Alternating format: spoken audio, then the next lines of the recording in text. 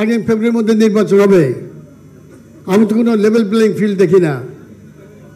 এখন যদি নির্বাচন হয়, আগের যে নির্বাচন হয়েছে সেই নির্বাচন দিনে ভোট রাতে যদি হয়ে থাকে, তাহলে এবার তো দিনে ভোট দিনই হবে, কিন্তু তার আগে কিন্তু বিজয় মিছিল হয়ে যাবে। ওই সেন্টারের কাছে কেউ আসতে পারবে না ওই কয়জন ছাড়া বিএনপির। আমি আগামীতে বিএনপির যিনি ভারপ্রাপ্ত চেয়ারম্যান জনাব তারেক রহমান সাহেবের কাছে এখান থেকে একটি মেসেজ দিতে চাই, বিনয়ের সাথে বলতে চাই, আপনি এত বড় দলের ভারপ্রাপ্ত চেয়ারম্যান, আপনার মা 3 বার প্রধানমন্ত্রী, দলের চেয়ারম্যান এখন আছেন জীবিত। আপনার দলের লোকদের একটু লাগাম টেনে ধরুন। মানুষ আপনাদের কাছ থেকে কি আশা করে? আওয়ামী লীগ যে ভুল করছে সেই ভুল বিএনপি করবে না। এখন নির্বাচন হলে আপনি হয়তো 280টা সিট পেয়ে আপনি দেশের প্রধানমন্ত্রী হবেন। আপনার প্রথম বক্তৃতা মানুষ আশ্বস্ত হয়েছিল, সমস্ত মানুষের মনে একটা শান্তির আবহাওয়া সৃষ্টি হয়েছিল। কিন্তু এখন যে কর্মকাণ্ড গ্রামগঞ্জে সর্বত্র, সেদিন একজন সাংবাদিকরা যেভাবে এই যে গাজীপুরে কুপিয়ে মারলো, আরেকজনকে আহত করলো, এটা কোনো ভালো লক্ষণ না। এগুলো মানুষকে আহত করে, মানুষের মনে সাংঘাতিকভাবে দেখা দেয়। জাতীয় পার্টির জন্মলগ্ন থেকে এই পর্যন্ত আমরা যদি দেশের জন্য, দেশবাসীর সাথে কোনো রকম কোথাও থেকে অন্যায় অপরাধ করে থাকি, আমরা নিঃশর্তভাবে ক্ষমা চাই। ব্যাস, এক কথা। জন্মলগ্ন থেকে জাতীয় পার্টিকে যে মানুষ স্বৈরাচার বলে, তার 1 নম্বর কারণ হয়েছে যে জন্মলগ্ন থেকে আমাদের একটা গঠনতন্ত্রে একটা ধারা ছিল, বিশেষ ক ধারা। বিষয় ক, এরশাদ সাহেবকে বারবার বলছি যে স্যার এটি উঠেই দেন, আপনি যাহা করিবেন ইচ্ছা তাই তো হইবে, এটা রাখার দরকার কি? আজ উঠে গায়ে উঠে করে এটা উঠানো হয় নাই। আর কোনো দলের কোনো গঠনতন্ত্রে এই ধারা নাই। এটা অগণতান্ত্রিক ধারা, অসাংবিধানিক ধারা। সেই ধারাটা লইয়া জাতীয় পার্টি জন্মলগ্ন থেকে এই পর্যন্ত চলছে। আমরা কেউ দায়ী না, এখানে যারা আছি আমরা উত্তরাধিকার সূত্রে বহন করতেছি এই কালো আইনটা, কালো ধারাটা। আজকে এখানে আমাদের দলের আজকের সবার সংগ্রামী সভাপতি, আমাদের জাতীয় পার্টির বর্তমান চেয়ারম্যান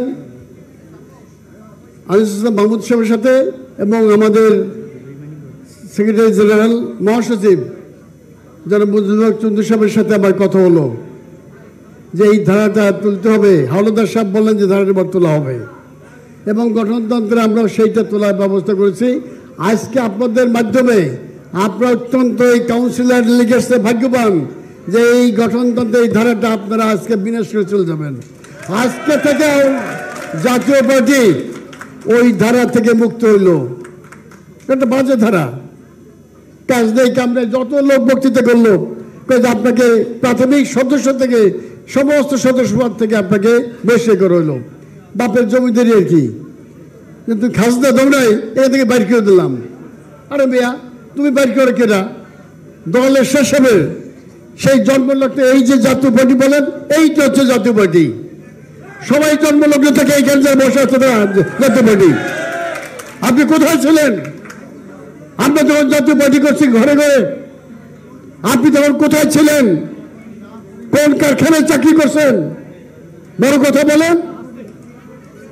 আপনার কিছু ক্যানভাসার দিয়ে আজে পাতে কথা ছেড়ে দেন, এই সমস্ত করবেন না।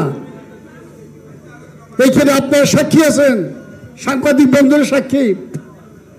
12ই নভেম্বর আমাদের এই একটা বর্ধিত সভা হয়েছিল জাতীয় পার্টি, তখন আমরা সব জাতীয় পার্টি এক। বর্ধিত সভায় কি হয়েছিল? 58 জেলা বক্তব্য রাখলো। তারা বলল এই নির্বাচনে যাবেন না, যাবেন না, যাবেন না। যারা যাবে তারা জাতীয় বেঈমান। উনি বললো যে আমাদের উপর ভরসা রাখেন, আমি ইনশাল্লাহ জাতীয় বেঈমান হব না। অথচ পরবর্তী সময় দেখা গেল ইলেকশন আইলে উনি জাতীয় বেঈমান হইল। তা মানুষ যে আমাদের সরিষার কয়, বেঈমান কয়, সরকারের দোসর কয়, দালাল কয়, আজ্ঞাবহ কয়, আরো কত কি কয়, এইটা তো এই সমস্ত কাজের জন্য আমাদের মজদুর চন্দ্র সাহেব একটু আগে ওনার সমাপনী বক্তৃতায় মাপ চেয়ে গেছেন কি যদি লাগাইয়ে বলছে যে আমরা যদি নির্বাচনে আসে থাকি তা আমরা জনদের কাছে ক্ষমা চাই অন্যায় করছি। আরে অন্যায় 100 বার হয়েছে, আসলেই অন্যায় হয়েছে, আমরা ক্ষমা চাই। খালি এইবার না, জাতীয় পার্টির জন্মলগ্ন থেকে এই পর্যন্ত আমরা যদি দেশের জন্য দেশবাসীর সাথে কোনো রকম কোথাও থেকে অন্যায় অপরাধ করে থাকি আমরা নিঃশর্তভাবে ক্ষমা চাই। ব্যাস এক কথা, ক্ষমার চেয়ে বড় জিনিস কিছু নাই। এর মধ্যে তো কোনো অনুশোচনা করার কিছু নাই, এর মধ্যে লজ্জা পাবার কিছু নাই। আজকে দেখেন এই যে আমরা নেতৃবৃন্দ যারা রাজনীতি করি আমরা কিন্তু কেউ ভালো নাই, সবাই চোর। কেন? আওয়ামী লীগ যখন ক্ষমতায়, বিএনপি এমন কোনো নেতা নাই গ্রাম অঞ্চলের ওয়ার্ড কমিটি থেকে শুরু করিয়া বেগম খালেদা জিয়া পর্যন্ত 3 বার প্রধানমন্ত্রী, প্রত্যেকে আমরা চুরি খেতায় নাম দিয়েছে। দুদকের মামলা, মোবাইল চুরি, জুতা চুরি, ব্যাংক ব্যাগ চুরি, টুপি চুরি, মসজিদে চুরি, খ্যাপ চুরি, খুঁটি চুরি, এই চুরি মামলা দিয়েছে আওয়ামী লীগ। আর এই 12 বছর 16 বছর খেলে দাবড়াই ফেলছে পুলিশ দিয়ে। আবার তারা ক্ষমতায় এসে আওয়ামী লীগের সব চোর ডাকাত গুন্ডা বদল বানিয়েছে। অর্থাৎ এখন যদি রাজনীতিবিদদের বলেন যে আমরা 100 ভালো রাজনীতিবিদ যাই যার নামে আজ পর্যন্ত কোনো মামলা মোকদ্দমা নাই, এই দেশে পাবেন না, বিদেশ থেকে ভাড়া করে আনতে হবে। অর্থাৎ এই চোর খেলায় আমরা সবাই কিন্তু হেরে গেছি, সবাই হেরে গেছি। আজকে ছাত্ররা একটি বড় অভ্যুত্থান করেছে, বিপ্লব। তাদের এই যে টান করে দিয়ে বুকের রক্ত দিল, গুলি গাইল, তাদের একমাত্র কি ছিল? বৈষম্যহীন, শোষণহীন একটি গণতান্ত্রিক সমাজ প্রতিষ্ঠা করার। তার নূতন করে বিনির্মাণ করতে চাই দেশটাকে ঢেলে। আমরা তাদের সাথে একমত পোষণ করছি, আমরা আপনাদের সাথে ঐক্যমত পোষণ করি, কিন্তু অনেক বাধা। যে দোষ দিয়ে আওয়ামী লীগ যে দেশ থেকে কাটালেন, যেটা দানব সরকার, সর্বত্র তারা হাট বাজার, ব্যবসা বাণিজ্য, ব্যাংক লুট সব দখল করছে। দেশটাকে তারা জাহান্নামে করিয়া দেশ থেকে চলে গেছে। এখন কিন্তু তাই এবার শুরু হয়েছে। কেন আমরা এটা সহ্য করব? তাহলে ছাত্র কেন জীবন দিল, জনগণ কেন জীবন দিল? এই আন্দোলনে তো আপামর জনসাধারণ সবাই নেমেছিল, সব দল। তাহলে এইটার জবাব কে দেবে? আমি আজকে যদি নির্বাচনের তারিখ ঘোষণা করছে আগামী ফেব্রুয়ারির মধ্যে নির্বাচন হবে, আমি তো কোনো লেভেল প্লেইং ফিল্ড দেখি না। এখন যদি নির্বাচন হয়, আগের যে নির্বাচন হয়েছে সেই নির্বাচন দিনে ভোট রাতে যদি হয়ে থাকে, তাহলে এবার তো দিনে ভোট দিনই হবে, কিন্তু তার আগে কিন্তু বিজয় মিছিল হয়ে যাবে। ওই সেন্টারের কাছে কেউ আসতে পারবে না ওই কয়জন ছাড়া বিএনপির।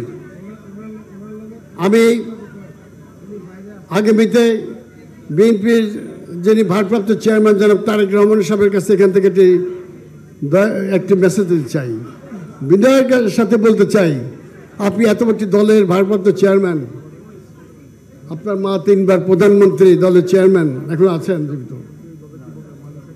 আপনার দলের লোকদের একটু লাগাম টেনে ধরুন। মানুষ আপনাদের কাছ থেকে কি আশা করে? আওয়ামী লীগ যে ভুল করছে সেই ভুল বিএনপি করবে না। এখন নির্বাচন হলে আপনি হয়তো 280টা সিট পেয়ে আপনি দেশের প্রধানমন্ত্রী হবেন। আপনার প্রথম বক্তৃতা মানুষ আশ্বস্ত হয়েছিল, সমস্ত মানুষের মনে একটা শান্তির আবহাওয়া সৃষ্টি হয়েছিল। কিন্তু এখন যে কর্মকাণ্ড গ্রামগঞ্জে সর্বত্র, সেদিন একজন সাংবাদিকরা যেভাবে এই যে গাজীপুরে কুপিয়ে মারলো, আরেকজনকে আহত করলো, এটা কোনো ভালো লক্ষণ না। এগুলো মানুষকে আহত করে, মানুষের মনে সাংঘাতিকভাবে দাগা দেয়। একজন মানুষ শান্তিতে বসবাস করতে পারবে কিনা এইটা নির্ভর করে রাজনীতিবিদদের উপরে। পুলিশ একা সব কিছু পারবে না, কিন্তু আপনার সব থেকে বড় দল, সব থেকে বড় দায়িত্ব আপনাদের এবং আপনার, কারণ আপনি আগামীতে প্রধানমন্ত্রী হবেন। কিন্তু সেই দায়িত্ব যদি আপনার কথা যদি না শুনে শুধুমাত্র যদি দল থেকে এক্সপেল করলেন, কিন্তু তাদের তো থামতেছে না, আরো বাড়তেছে। চেন অফ কমান্ড শক্ত করে এদেরকে আপনার রাখতে হবে, আপনার বড় দলকে সংহত করতে হবে, সুসংহত করতে হবে, এদেরকে আপনার আয়ত্তের মধ্যে নিয়ে আসতে হবে, আপনার কমান্ডের মধ্যে আনতে হবে, তাহলে মানুষের আস্থা অর্জিত হবে। খালি নির্বাচিত হয়ে ক্ষমতায় বসলেই কিন্তু পপুলার গভর্নমেন্ট হওয়া যায় না। আমরা অনেক পপুলার গভর্নমেন্টকে দেখলাম, কিন্তু পরবর্তী সময় কিন্তু জনপ্রিয়তা নষ্ট হইতে 2 মিনিট সময়ও লাগে না একটি ছোট্ট ঘটনায়, তাই না? সেজন্য আমরা চাই না যে আর কোনো মায়ের বুক খালি হোক, এই দেশে আর কোনো আন্দোলন করতে হোক, আর কোনো বিপ্লব হোক। এত লোক অল্প কয়েকদিনে জীবন দিল, এইভাবে পঙ্গু হয়ে গেল, তারপরে কেন আমরা আবার একটি বিপ্লবের জন্য যাব? আমরা আর বিপ্লব চাই না, আমরা আন্দোলন চাই না। আজকে যারা এইখানে আসছেন শপথ নিয়ে যেতে হবে যে জাতীয় পার্টি যারা এখন, এরাই হচ্ছে জাতীয় পার্টি। আর যিনি আছেন তিনি জাতীয় পার্টি কিভাবে করবেন? জাতীয় পার্টি কোনো আঞ্চলিক দল তো হইতে পারে না, জাতীয় পার্টি একটা লিমিটেড কোম্পানি হইতে পারে না, অথবা এটা কোনো পীরের দরবারও না যে পীরের পরিবর্তে আরেকজন বসবেন তাকে আমরা মালা দিব। এটা একটা দল, এখানে সমস্ত জেলা নিয়ে করতে হবে, তৃণমূলের কথা শুনতে হবে। ঘরে বসে তো রাজনীতি করা যায় না, ঘর থেকে বেরোতে হবে, জনগণের কাছে যেতে হবে। আসুন আমরা জাতীয় পার্টিকে ঐক্যবদ্ধ করি এবং এখন থেকে জাতীয় পার্টির নতুন যে অগ্রযাত্রা শুরু হবে, এই অগ্রযাত্রা হবে একটি ঐতিহাসিক। এবং আমরা মনে করি যে প্রেসিডেন্ট এরশাদ সাহেব যে স্বপ্ন রেখে গেছেন, আমরা সেই স্বপ্ন পূরণ করতে পারবো ইনশাল্লাহ। আপনার সকলকে ধন্যবাদ।